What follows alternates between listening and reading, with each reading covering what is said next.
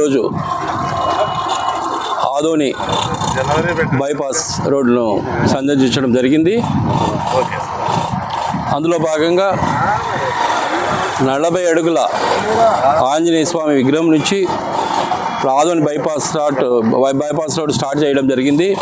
2024 ఫిబ్రవరి 29వ తేదీన ఆ రోజు వైఎస్ఆర్ కాంగ్రెస్ పార్టీ గవర్నమెంట్లో ఈ బైపాస్ రోడ్ పనులు స్టార్ట్ చేయడం జరిగింది. ముఖ్యంగా వైఎస్ జగన్మోహన్ రెడ్డి గారి గవర్నమెంట్లో ఆ రోజు గడ్కరీ గారి నేతృత్వంలో ఆ రోజున 241 కోట్ల రూపాయలు శాంక్షన్ చేయడం జరిగింది. ముఖ్యంగా ఈ రోజున ఓన్లీ సివిల్ వర్క్కు 76 కోట్లు కేటాయించడం జరిగింది. ముఖ్యంగా ఇక్కడ ఉన్నటువంటి రైతులకైతేనేమి, తర్వాత ప్లాట్లు ఉన్నటువంటి వ్యక్తులకు కూడా ప్రత్యేకంగా వారికి అభినందనలు తెలియజేస్తా ఉన్నాను. ముఖ్యంగా ఎందుకంటే వారు నష్టపోయినా కూడా గవర్నమెంట్ ఇచ్చినటువంటి నష్టపరిహారం తీసుకొని వారందరూ సహకరించినందుకు వారికి ప్రత్యేక అభినందనలు తెలియజేస్తా ఉన్నా. ఈరోజు రమారమి 7.2 కిలోమీటర్లు ఈ రోజున బైపాస్గా పోవటం అంటే మనం ఆ మంత్రాలయం నుంచి బళ్ళారికి లేదా బెంగళూరుకు ఇట్లా పోవడానికి బైపాస్ ఎంతో ఉపయోగపడుతూ ఉంది.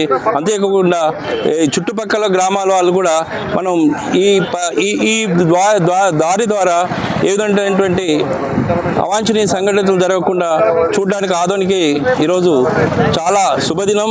మరి ఈరోజు కూటమి ప్రభుత్వాన్ని నేను ప్రశ్నించడం ఏమంటే, ఇంత అద్వితీయంగా వైఎస్ఆర్ కాంగ్రెస్ పార్టీ ప్రభుత్వంలో 242 కోట్ల రూపాయలు వెచ్చించి వేసినటువంటి ఈ బైపాస్ రోడ్డును కంప్లీట్ అయినాక కూడా ఎందుకు వీరు ఇంతవరకు భూమి పూజ ఏమంటారు దీన్ని ఓపెనింగ్ చేయలేదని నేను ప్రశ్నిస్తా ఉన్నా.